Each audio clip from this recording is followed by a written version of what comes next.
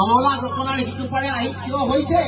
নঙলা জপনাৰ খুলি যেতিয়া দীঘলীয়া পথটোত সোমাই আহিলে ফৰফৰকে আহি যেতিয়া চোতাল পাব, চোতাল পালে আৰু তেওঁলোকক ৰাখিব নোৱাৰে, মানুহকে ৰাখিব নোৱাৰে। চোতাল পাৰ হৈ সোমাই যাব দৈৰিকম চৰা ঘৰ বুলি কয় নহয় অসমীয়া। চৰা ঘৰত সোমোৱাৰ পিছত আৰু কেতিয়া পাকঘৰ আৰু বনি কোঠা সোমাব ধৰিব নোৱাৰিব। আমাৰ মাটি ভেটি লৈ যাব, আমাৰ ভাষা লৈ যাব, আমাৰ সংস্কৃতি লৈ যাব, আৰু আমাৰ উঠি অহা নতুন প্ৰজন্মৰ ল'ৰা ছোৱালী যিবোৰ আছে সেইবোৰে চাকৰি বাকৰিৰ কাৰণে হাহাকাৰ কৰিব লাগে। গতিকে ৰাইজ, এতিয়া নিৰ্বাচন অহাৰ লগে লগে দেখিছে ন অলপ দিনৰ আগত অমিত শ্বাহ আহিলে, এতিয়া হাহাকাৰ ভালে পাইছে। যিটো দিনত আহিলে এনেকুৱা বৰষুণ দিছে, তিনিচুকীয়া তামাম বানপানী একদম।